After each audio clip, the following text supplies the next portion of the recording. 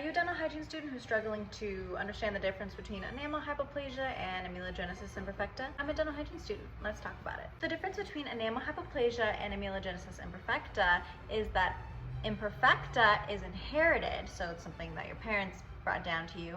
Enamel hypoplasia is something that happens during the tooth development or while your primary teeth are growing after you're born. You can have a deficiency in vitamins, or you can get sick. Basically disrupt your enamel matrix.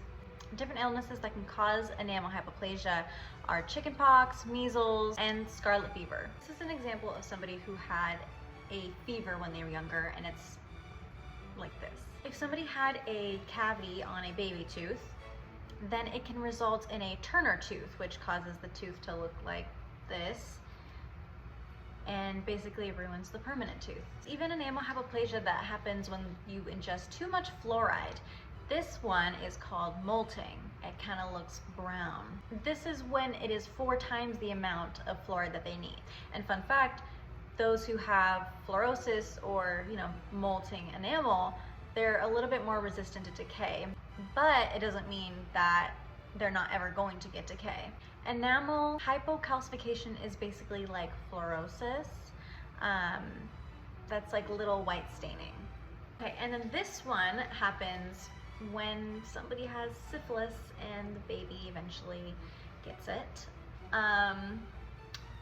Yeah, this is called a Hutchinson, and then this is called mulberry molars. So amelogenesis imperfecta is separated into 4 types. Hypoplastic, you have hypocalcification, you have hypomaturation, and hypoplastic maturation. So type 1, the enamel hypoplastic, often happens when the enamel matrix is not layered correctly, and so it looks often pitted like this. This one is hypocalcified amelogenesis imperfecta. It kind of looks like that molting that we had in the enamel hypoplasia, but this one's a little bit different. This one is due to a kallikrein gene, whereas the enamel hypoplasia is because of fluoride.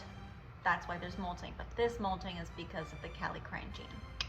Hypomaturation amelogenesis imperfecta is called snow-capped. It looks like this. This is because of an X-linked gene.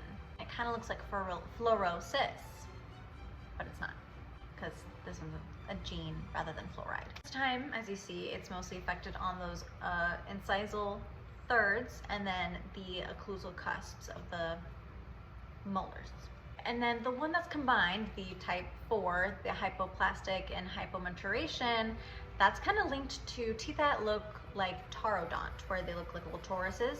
The enamel is very thin and yellow to brown and kind of pitted too. I like to add about dentin with their hypoplasia. 3 types of dentogenesis imperfecta.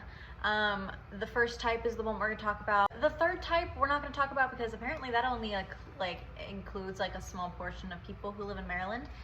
Very interesting. Dentogenesis imperfecta is often associated with osteogenesis imperfecta.